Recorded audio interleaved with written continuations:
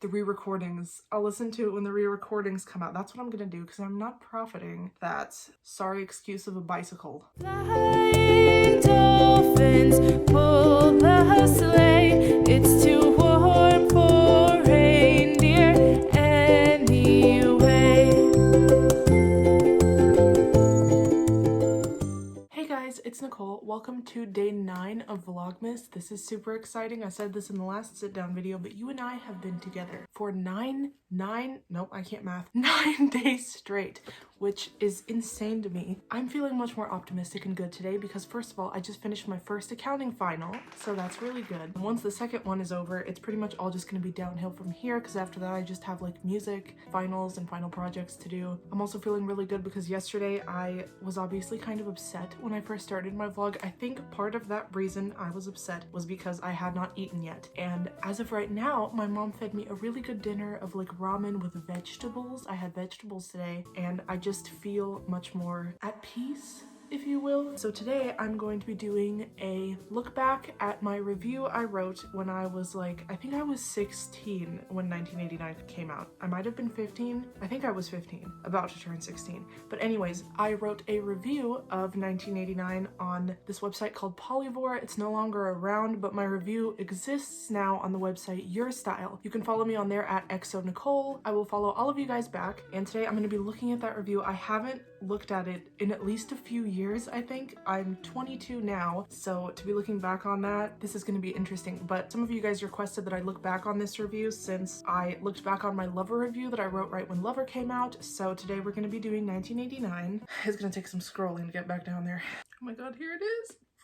I explained what Polyvore is in my Lover review video. It was basically this like fashion website where you could also make, you pretty much were just making like collages of whatever you want on there. So this is what the set itself looks like from the 1989 review. And we're just gonna get into what I said. I did not rate the songs in this one, but it looks like I talked about the lyrics and vocals and the music separately and gave all of my opinions on those. God, this is gonna be insane because literally I just love the idea of seeing my first impression thoughts. I think I actually wrote this a little bit after 1989 came out, but it was definitely, it says over 5 years ago that this review was made. So yeah, it would have been 2014, 2015 at the latest. So I started off saying there's quite a few reviews of this album already, but I've only seen 1 or 2 really good in-depth ones. I've taken music lessons since I was 6, so I feel like reviewing albums would be something I'm good at, although this is my first album review. Oh my god. That's like insane to think about because now I'm literally on YouTube like talking about music. Oh my god, this is what started it all. And I said hopefully I bring something new to the table. We will see, 15-year-old Nicole. What do you have to say?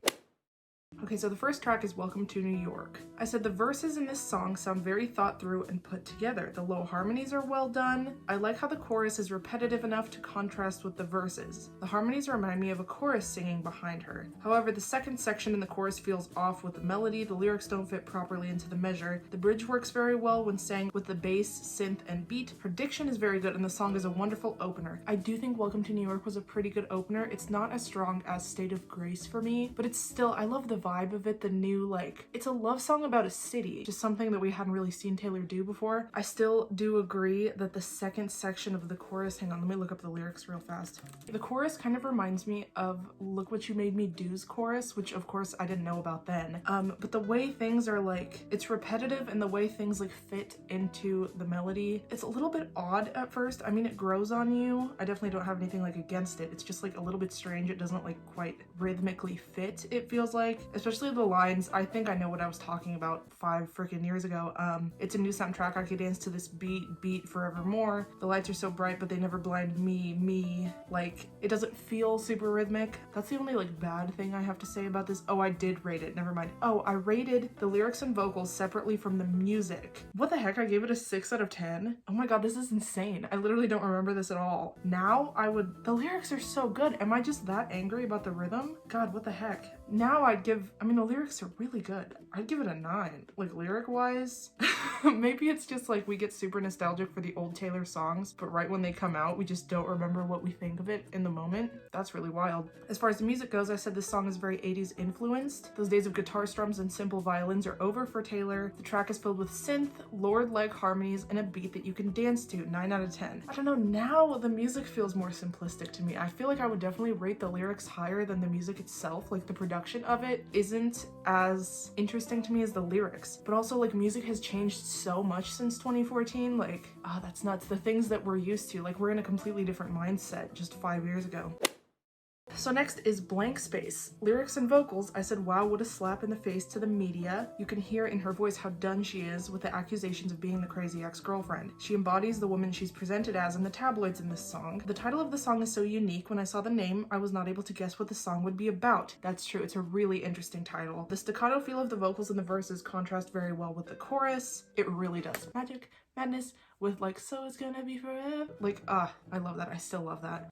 I love 1989. Honestly, I need to re-listen to it. The chorus has a dream-like and simpler melody to it. I wouldn't say simpler. I feel like it's more complicated than the verses, because the verses are like on one note the whole time. The harmonies are great in the verses, but not too outstanding in the chorus, but that's made up for when the bridge rolls around. Do you remember when she would do, this was before the 1989 tour. Oh my god, the 1989 tour. I wish I could have gone to that so badly. But yeah, the bridge where it's like, boys only want love when it's torture, and she would repeat that over and over again, and she would do it on a loop, so she was like harmonizing with herself live. That was, I can't get over that. For the music, I said the snare really shines in this track, as well as the bass in the chorus. The tambourine was a nice touch. I love how she adds some acoustic guitar for texture in the second half of the chorus and some parts after that, and I give the music a 9 out of 10. I gave the lyrics and vocals a 10 out of 10. I mean, I was a Blank Space stan. I feel like now the songs I remember most from 1989 are like Style, Wildest Dreams, and Out of the Woods, probably. And next is Style. I didn't realize Style was so early in the album, track 3. That's a really good, like, strong start to 1989. I thought Style was later. Lyrics and vocals. I'm in love with the fashion metaphor behind the lyrics. The lyrical structure resembles Blank Space, and that the chorus is dreamlike and filled with the feelings, while the verses tell the backstory. There aren't many harmonies in this track, but they're not needed. 10 out of 10. I'm so glad I gave it a 10 out of 10 even back then, but yeah, that's a really interesting observation I made, that Style and Blank Space have like similar expressions of like feelings, how the verses are like more detailed and the chorus tells how it feels. Music. This has a very strong 70s disco feel to it. The beat is danceable, the electric guitar works well, but it goes on for too long? No. Literally no. That's iconic. I don't know, I guess when you first hear something, that's so wild. The electric guitar works very well, but it goes on for too long. That lead part is just insane. Like, what am I talking about? The song would have a more powerful effect if the intro was cut in half. Listen, I'm gonna hear you out, 15-year-old Nicole, but I don't know if I agree with that now. I don't know, maybe, but I haven't considered that literally since I wrote this. My favorite part of the instrumentation was the way the end of the verses are stripped down to just Taylor's voice and some basic piano chords before the synth, bass, and drums come back in for the chorus. Yes, I can hear that in my head as I was reading that. 100%, that's a super good way to do a lead into the chorus, especially with that like beat drop, and it's so steady and like really 70s reminiscent. I gave the music an 8 out of 10. I feel like that should be higher. Okay, next is Out of the Woods. God, remember when this was dropped as a single? Lyrics and vocals. The reverb on her voice in this track works very well with the woods theme. The verses are very good lyrically, but I'm really not a fan of the chorus. I remember not being too big on the chorus, especially when it first came out, and I was like, oh god, is this all she's gonna do? That was before I became super versed in the fact that maybe if I didn't like her singles as much, it wasn't gonna be representative of the entire album, which I did know by the time like Lover came out. I wasn't a huge fan of the singles, but the rest of the album was amazing. So at this point, I wasn't sure yet what the rest of the album was gonna sound like. I understand the 80s theme of the album calls for repetitive pieces sometimes, but it was taken a bit too far in the chorus in my opinion. It's better live. Once I saw it live, I'm sure I changed my mind, because it really needs that live aspect. I mean, I see where I'm coming from. The bridge was very well done and feels like something you could work out to because of the 8th notes it sang in. Yes, oh my god, that bridge. That freaking bridge. I feel like Out of the Woods walked so Cruel Summer could run. I gave the lyrics and vocals a 6 out of 10. Did the chorus bring it down that much though? Like, I don't know, maybe I just really had a thing for not liking repetitive choruses because I did the same thing to Welcome to New York. Anyways, 15-year-old child. Anyways, so the music is mainly made up of synth and a lot of drum beats. The variety of the different drum types works well for the chaotic meaning of the song. I think some acoustic or electric guitar would have sounded nice layered on. The intro is probably my favorite part musically. Yeah, that intro is really interesting. I feel like it's a bunch of different drum samples like done in a really interesting, like, I don't know, the sounds are just really unique. I don't think we'd heard those really during that time period. I noticed in Call It What You Want they did it with her vocals, that like thing. That was awful. When they like spliced stuff together to make it sound like so interesting. I don't think it was done as much back then.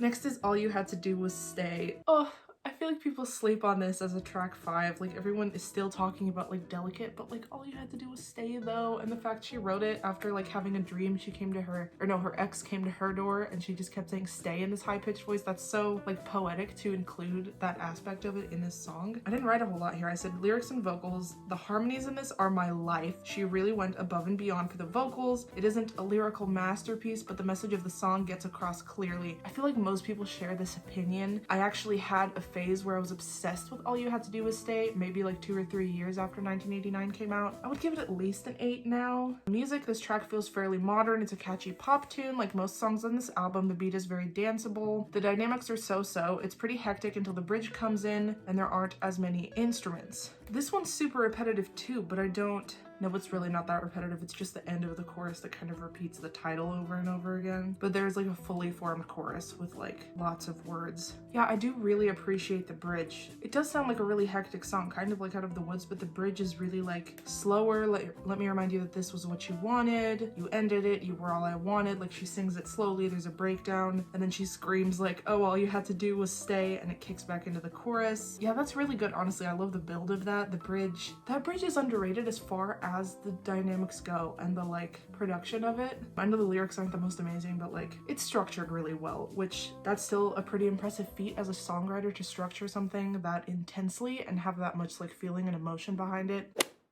Next is Shake It Off. Lyrics and vocals, this song is another slap in the face to the media. Go Taylor. The harmonies hold the song together very nicely. The lyrics aren't too impressive, but the message behind them is wonderful. I feel like a lot of Swifties advocate for this. Like people will say, oh, that's her worst writing, but like when you look at the positive mindset that Shake It Off has given people, like when you see those children dancing to it and just things like that, I feel like it holds a lot of meaning. My favorite part is the end of the verse where everything starts to feel very musical. I feel like the repetitiveness of the last word in each line of the chorus will be a nightmare to sing live unless she has backup singers or a track doing most of the work for her. But the rhythm is very unusual and original. Yes, I'm pretty sure she did when she did live performances. She had backup singers carrying most of I'm just gonna shake, shake, shake. Like that's just so much to do live, especially with how much movement and how much dancing she does for the song Shake It Off. I don't blame her. I feel like she just sings like, because the hater's gonna hate, then the backup singers carry the hate, hate, hate, hate. Player's gonna play, and the backup singers carry the play, play, play, like, because it's just way too much, and there's not really a point. I rated the lyrics and vocals a 7 out of 10. I mean, I guess that's fair. It's not her like best work. I rated the music higher.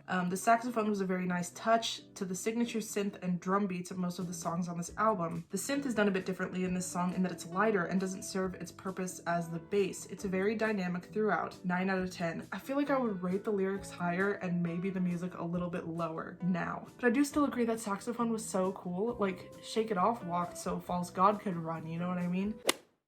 Next is I Wish You Would. Lyrics and vocals. I feel like the lyrics were a bit slapped together and not as thought through. However, the message is very clear. There's not as many metaphors as much as a backstory and lyrics of longing. The harmonies aren't very present until the bridge. I thought that says pleasant and I was about to just roast myself to hell. They're not very present until the bridge. Yeah, that bridge is really good. The harmonies are good in that one. I think we later found out, or it was in the bonus tracks that were like the voice memos of her writing it. She wrote this straight on top of a track that I think Jack Antonoff produced, and you can kind of tell that it was very like ad-lib created. Like it doesn't seem like this was a track that came from a poem that Taylor had written. Like sometimes you can kind of tell everything's just very like poetically thought out, and sometimes like the word choice is very careful, but in this I feel like you can tell she was like very much just like spitting these words over a track to like make a good pop song. That's kind of what it feels like was done, which is what she did. I rated the lyrics and vocals a 7 out of 10. I mean, yeah, it's not the most like amazing lyrical lyrically song. I think the harmonies are nice though. Music, the dynamics are very good. The chorus seems to be a bit different every time it comes around, which is nice to hear variety. The track is very bubblegum 70s pop, 10 out of 10. Yes, I feel like this really establishes the 1989 feel she was going for, so I think it was super, it had a lot of intention behind it, so I still stick by that. Even though the dynamics weren't as iconic as like Out of the Woods or All You Had to Do Was Stay, honestly, but I like that she was sticking to a theme, I think is what I rated as 10 out of 10.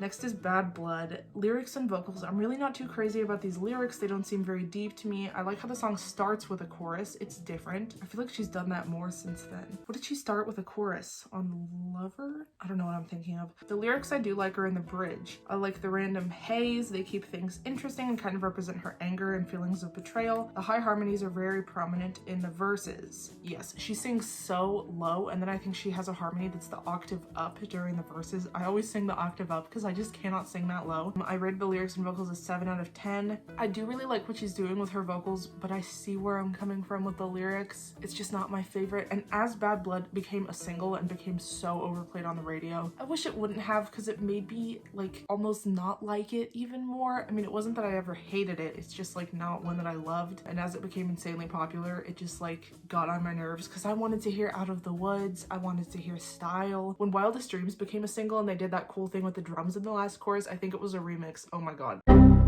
That was it. That was what I wanted from 1989. Music. The song starts a cappella, which I'm crazy about. It sets the stage for a song full of dynamics, then a very strong drum beat comes in, then the synth that is similar to the lighter synth used in Shake It Off. I love how she incorporated the acoustic guitar into the second half of the chorus like she did in Blank Space. Yeah, to add that like texture, she was using acoustic guitar in ways that she hadn't used before, like back when she was still country influenced. And the chorus varies every time. Does it? Hold on. Maybe in the instruments, because it's the same words. What am I talking about?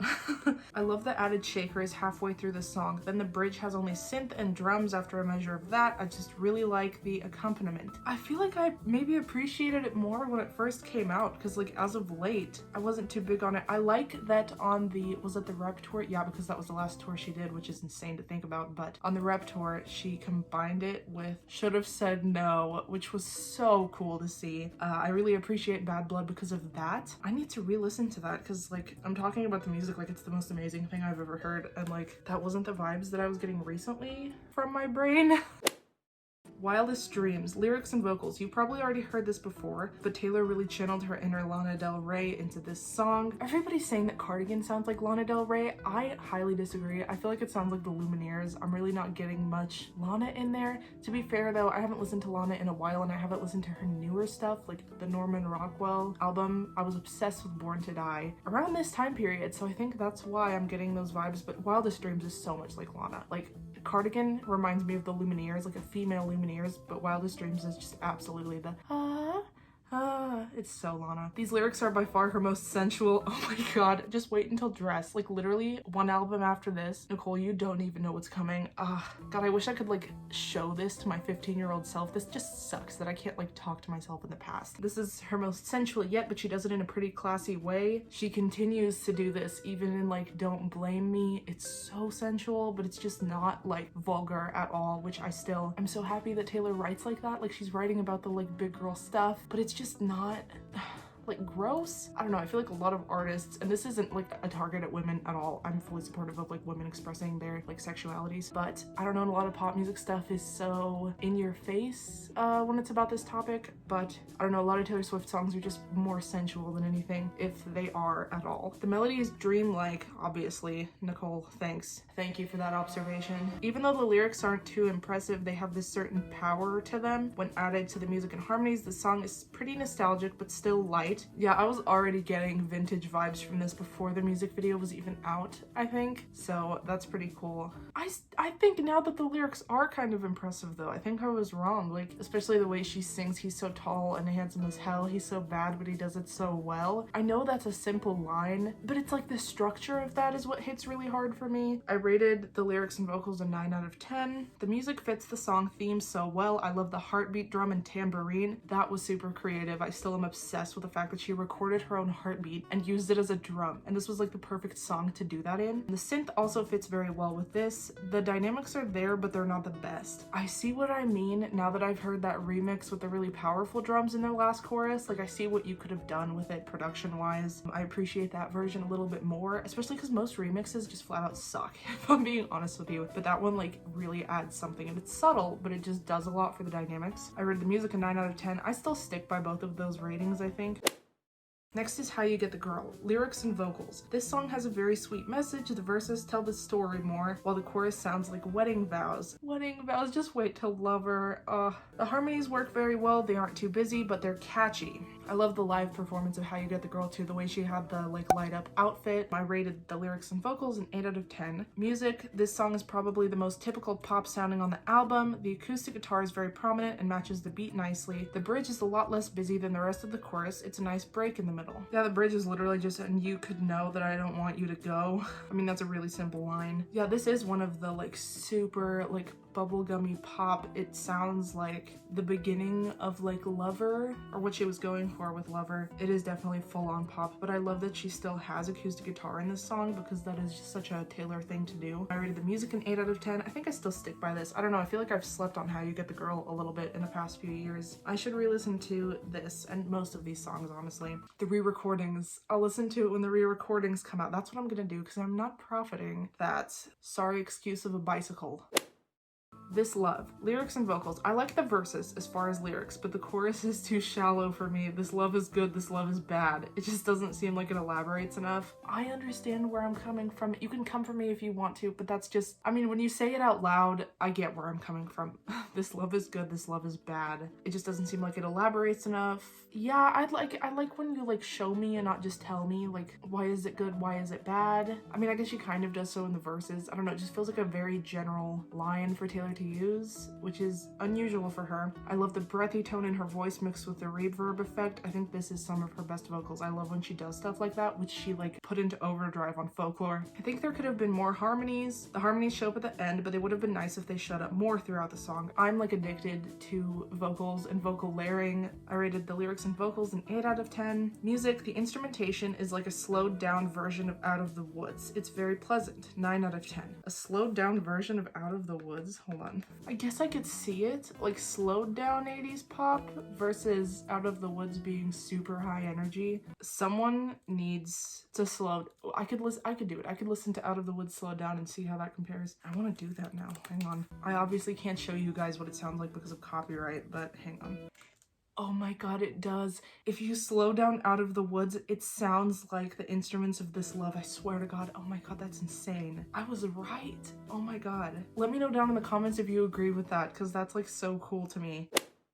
Okay, next is I Know Places. Lyrics and vocals. Am I the only one that this song reminds of The Fox and the Hound? The lyrics are very well thought out. There's a wonderful metaphor behind the whole song. The harmonies in the beginning show up through the whole song and set up the song really well. I agree, I love the lyrics of this, like just that idea. It's such a metaphor. It reminds me of Style in the way she's comparing a relationship to like one thing, like the fox and the hound being hunted, or in Style it's like fashion trends. I think that kind of stuff is really cool. I love the huge overall metaphors that are just like elaborated throughout the whole song instead of like one line of a metaphor. I rated the lyrics and vocals a 9 out of 10. Music, it was very original to include the cassette tape click in the beginning and end. It sticks with the 80s theme and is a nice break from the usual old record sounds that start some songs. Okay, I didn't know this then, but I think that click of the tape at the beginning and end signifies that it's being recorded. The song is kind of about like paparazzi hunting her and her boyfriend down, but that click is supposed to signify that like someone was watching the whole time and they like click the record button. Am I making any sense? Oh my god, I love that so much. I don't know if it's actually true or not that that's what she intended with that, but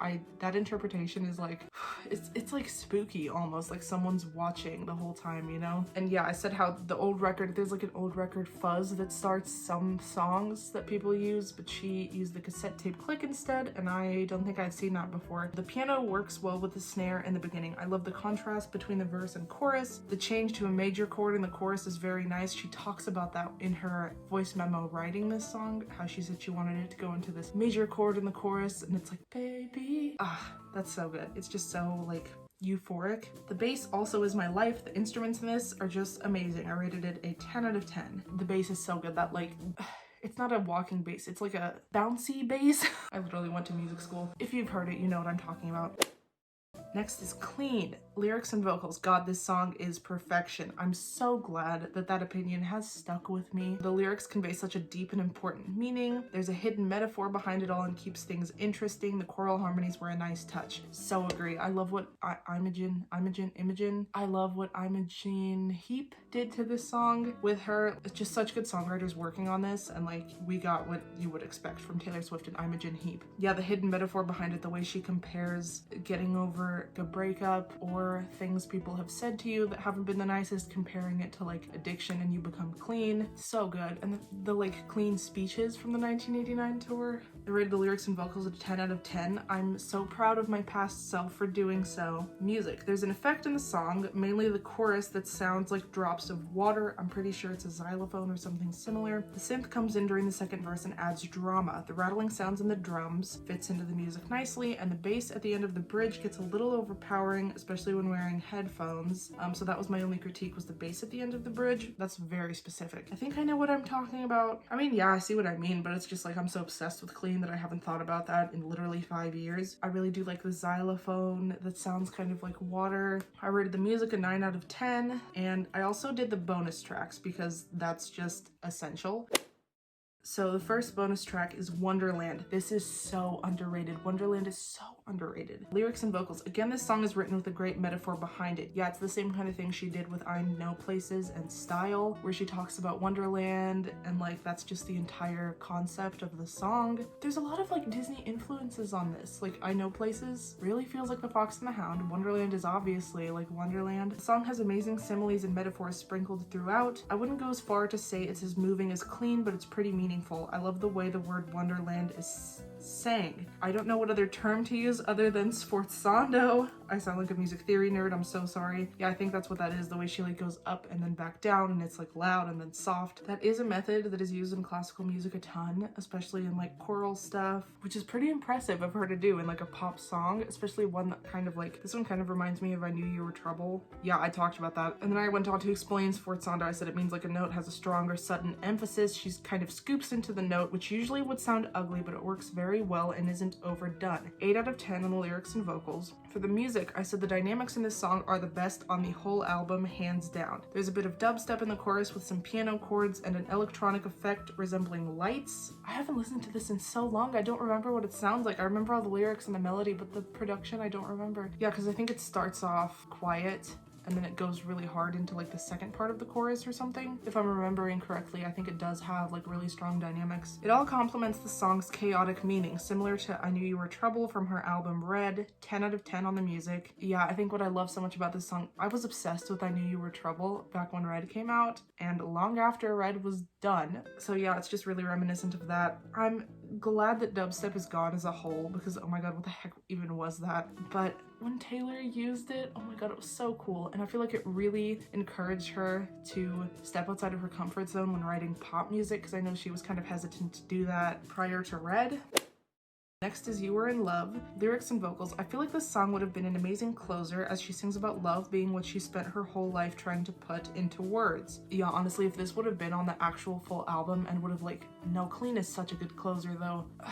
That's tough. It would have been a really good closer on 1989 though. I don't know, they're both good. The verses are written in a very poetic form that resembles imagery. The chorus contrasts so well with them. I feel like the bridge could have had more power vocally and served a purpose as the climax of the song, but it's similar to the chorus, which isn't too bad. Harmonies appear towards the end, but I think the song could have been better with more harmonies. Here I am again, just like freaking addicted to vocal harmonies. I like when she does it live because there is more power in her vocals. I like when she like reinvents songs a little bit on the tour. The verses are so good, oh my god. Yeah, the bridge, I would have loved if it was a climax. I love bridges that serve as climaxes, like in Out of the Woods or in Cruel Summer, so I would have just appreciated the song even more. Music. This track is similar to Wildest Dreams with the dreamlike synth and drums. Yeah, there's a lot of connections between these songs, like musically, which I think is really what she was going for because Red wasn't sonically cohesive enough. The only thing I don't like is the lack of dynamics in this song. And then I said the ending has a bit of a quieter section. I don't know what that means in the context of the rest of what I was saying, but okay, Nicole.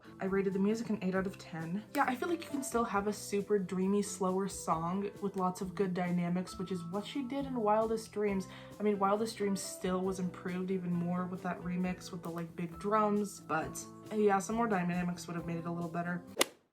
New Romantics. Oh my god, this is insane. This kind of makes me think of 22 from Red, but like even better. Lyrics and vocals. These lyrics are up there with Clean, no doubt. It kind of has the same carefree attitude as 22 from Red. Oh my god, great minds think alike. It's the same mind. But these lyrics are definitely more mature and meaningful. That's exactly what I just said. The key works very well with Taylor's voice. The reverb and harmonies in the verses make it a lot of fun to listen to. 10 out of 10 on the lyrics and vocals. Still stick by that. We cry tears of mascara in the bathroom. Honey, life is just a classroom. I remember when I was on Poly where people had that as their, like, in their bios right at the top. So good. So freaking good. Why is this a bonus track? This should have been on the album. Like, this one is so good. Music. The music isn't too outstanding. It's a typical synth-based snare track, which goes with the theme, but there isn't anything that different from the majority of the 1989 songs. The bridge's starburst effect adds a touch of variety and a quieter dynamic, but that's the only thing that stood out to me musically. Yeah, the bridge of it feels very much like shooting stars, but in a sound, if that makes any sense to you. Yeah, it does have really good dynamic, like, please take my hand, and it's like those little burst sounds that accompany it. That was a really nice touch, but as I said, that's the only thing that stood out to me musically. I like the little that's really cool. Other than that, I mean, the production isn't super, it doesn't stick out in my mind 5 years later, 6 years later. Ugh. So I see where I'm coming from. The lyrics are definitely what's like carrying this song. And then I gave my overall thoughts. This album is sort of a recovery for Taylor after doing Red, which I feel like would be a whirlwind emotional experience that takes a lot out of you. I'm sure Red like killed her to write, honestly, especially like All Too Well. I know that song took the longest amount of time because it was so painful to write. These songs are mostly carefree and not as nostalgic. Instead of being songs about heartbreak and stress, these are songs about heartbreak and the fact that you will be okay afterwards. That really completely embodies it. I liked Red better than 1989, probably because of my obsession with the tortured artists and the masterpieces that come out of being heartbroken. I give 1989 an 8 out of 10 overall. Yeah, I still stick by that rating. It is, I don't know, maybe 9 out of 10. I'm going to rank all of her albums in a later video, maybe during this month even if I run out of things to vlog, like today, because all I did was suffer again and eat food. I might rank all of her albums then, and then I'll kind of see where 1989 sits for me. It's so good. Maybe it's an 8 out of 10 in the context of all of her work, but in the context of pop music itself, it's at least a 9, I think. Like, it's so good. So yeah, I hope you guys enjoyed my review, or my revisit of my review, whatever this is that I'm doing. The only 2 reviews that I had written right after the albums came out were 1989 and Lover. Unfortunately, I do not have a first impression review of Red, which makes me so freaking sad. I don't know what I was doing back when I was 13. Freaking stupid, I can tell you that much. If you have any other Taylor Swift or any kind of music related like videos you want to see, please leave them down below. I have just been super obsessed with like Halsey's writing lately. I don't know if you guys are into like her music. I also love like Panic at the Disco. Feel free to just like tell me what other artists you guys are interested in. I'm super interested in all music. I mean, I'm a super fan of Taylor Swift, but of music in general, I'm obsessed with all of it probably. So yeah, let me know what you guys want to see, and I will be back tomorrow with something. Hopefully this isn't posted too late, but yeah, probably nothing crazy up until this like weekend, just because finals, man. So yeah, I hope you guys have an amazing day. I will see you tomorrow for Vlogmas Day 10. Bye guys. I know